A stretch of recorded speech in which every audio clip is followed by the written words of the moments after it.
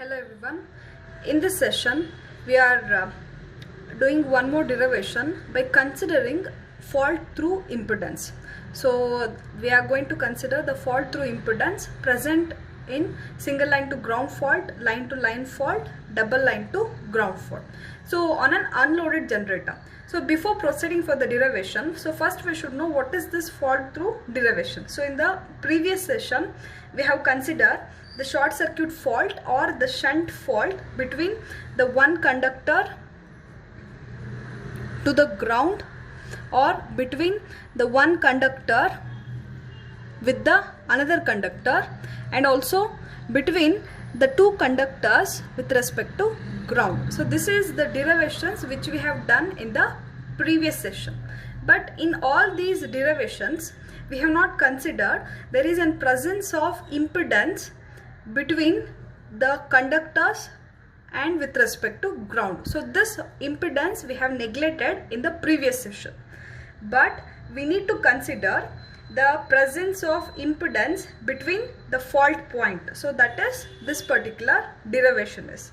So in this situation, when compared to the previous case, so we need to consider, suppose this is the generator means which is star connected. So if it is a line to ground means, then we need to consider there is one impedance will be present. Same way, if there is a line to line fault means, then again we need to consider occurrence of one more impedance. So this is the fault through impedance. Coming to the first derivation, that is single line to ground fault on an unloaded generator by considering the fault condition or the fault impedance. So now consider this is a three-phase equivalent circuit of an unloaded generator, IA, IB, IC. So these are the current flowing in all the three phases, and the neutral of the generator is grounded with the help of one reactor or an impedance having the impedance as Zn. The EMF induced in all the three phases will be EA, EB and EC. So in this unloaded generator, a line to ground fault or a single line to ground fault occurs in A phase. So this is the phase A. So here single line to ground fault has occurred. So here we are considering the presence of fault impedance. So that is why we need to write one impedance in between the line with respect to ground. So in the previous session of the single line to ground fault derivation, we have not considered this fault impedance. There is a occurrence of or presence of fault impedance also there. So we need to consider this presence of fault impedance for the purpose of analysis of single line to ground fault. So now, since this is a shunt type of fault, as we know that the fault where exactly it has occurred, the current in that particular phase will be extremely large, the voltage will be equal to 0.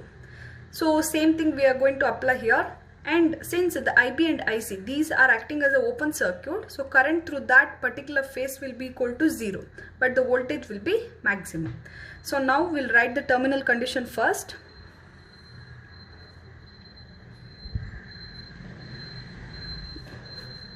So in the terminal condition, so consider IB and IC, it is not connected, so current through that particular phase will be equal to 0. So next, the voltage in phase A, so that will be equal to 0, but there is occurrence of fault impedance that is present. So what we have to do, we need to consider the fault impedance also. So that is why instead of writing VA will be equal to 0, we need to write the VA value will be equal to VA IA into ZF. Suppose this fault impedance it is not present means we can directly write VA is equal to 0, similar to the previous case. Since the fault impedance is present, we need to consider the fault impedance. So that we have written VA equals IA into ZF. So consider this whole thing as equation 1. So in the symmetrical component relation, we need to obtain the relation for the symmetrical component of current as well as voltage. So here I have written the equation for the positive, negative and zero sequence current. So look at here, IA naught equals 1 by 3 into IA plus IB plus IC. This is the equation for zero sequence current. So now in the equation 1, that is the terminal condition, IB and IC, these two are 0. So the remaining is 1 by 3 into IA. Same way apply for IA1 also. So IA, IB and IC, these two are 0. So that the remaining equation for IA1 is 1 by 3 into IA. Same way IA2 is also will be equal to 1 by 3 into IA. So now what we can write the expression for symmetrical component for current is IA naught equals IA1 equals IA2. So all will be equal to 1 by 3 into IA test. So consider this as equation 2. So this is the symmetrical component expression for current. So next, similarly, we need to write the expression for symmetrical component of voltage.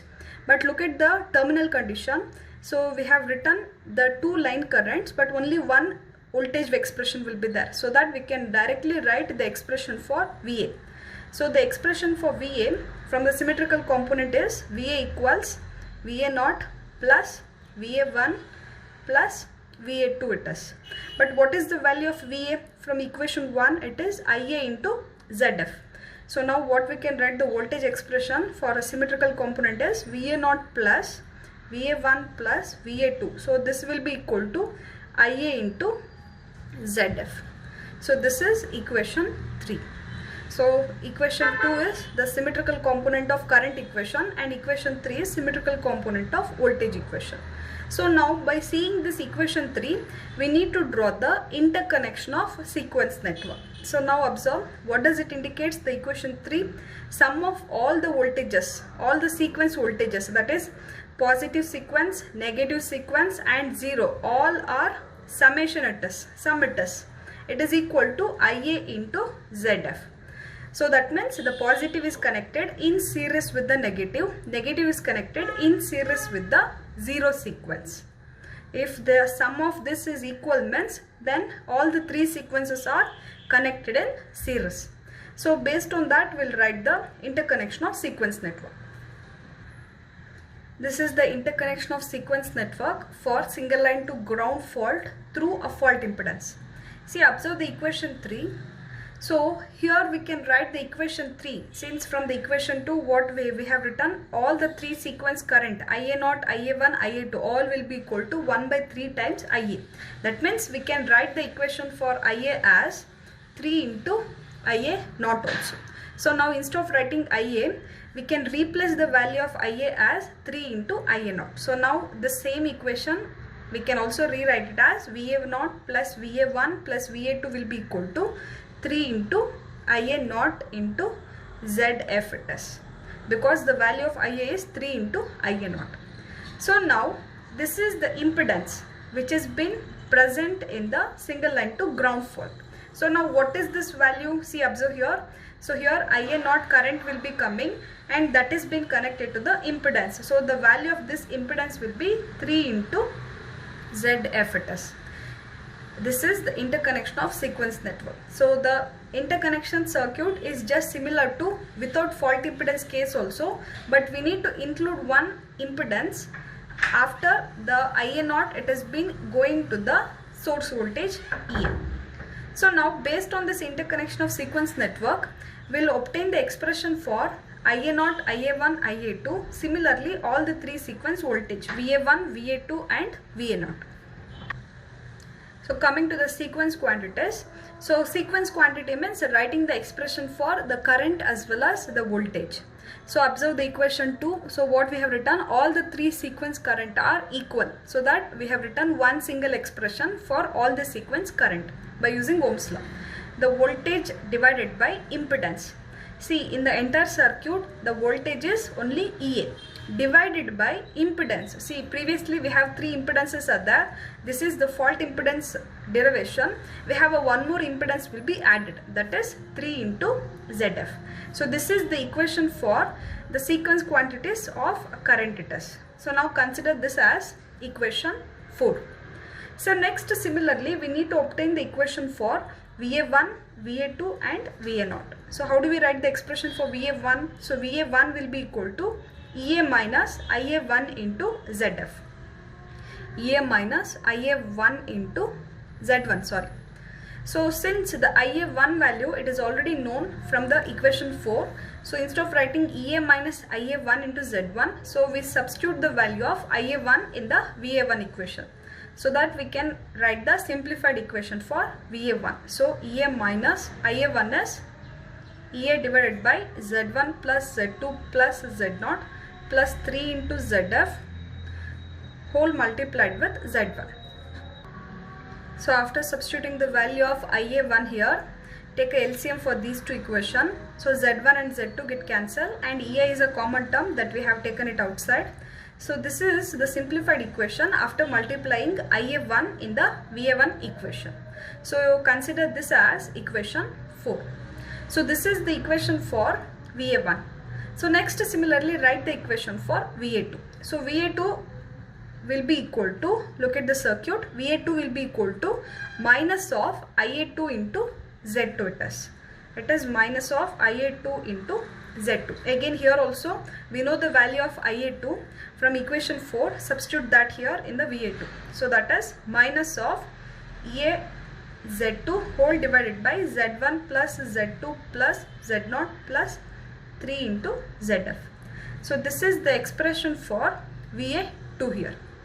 So next similarly write the equation for VA0. So VA0 is IA0 minus of IA0 into Z0.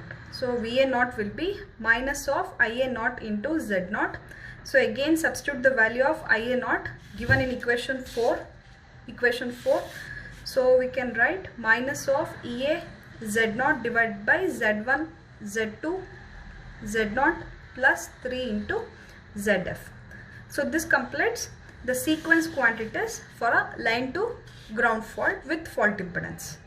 So the next thing is writing the final expression for a fault current. So due to the occurrence of this line to ground fault, so what will be the fault current value going in the circuit? So usually we used to write the fault current as IF will be equal to IA. So same way even here also IF will be equal to IA it is. So using this equation we'll obtain what will be the value of the fault current IF. Since IF will be equal to IA from the given equivalent circuit, because the fault is occurring in phase A, so current flowing through that particular phase will be equal to the fault current. So in the equation 2 itself we have rewritten the value of or the equation for IA as 3 into IA0. So instead of writing IA, we can also rewrite this as 3 into IA0. So same thing we have written even in the fault current expression also. So the expression for fault current is IF equals 3 into IA0. So very important this is. So this particular formula will be using it even in the problem also. So after multiplying the value of IA0, that is in the equation 4 we have obtained the value of IA0, so that you substitute in this fault current. So this is the final expression for a fault current of an unloaded generator when a single line to ground fault is occurs. So this is the same as the without fault impedance, but here we are considering there is an existence of fault currents between the fault point to the ground. So that we need to consider the ZF value. So in this entire derivation we need to include the presence of ZF.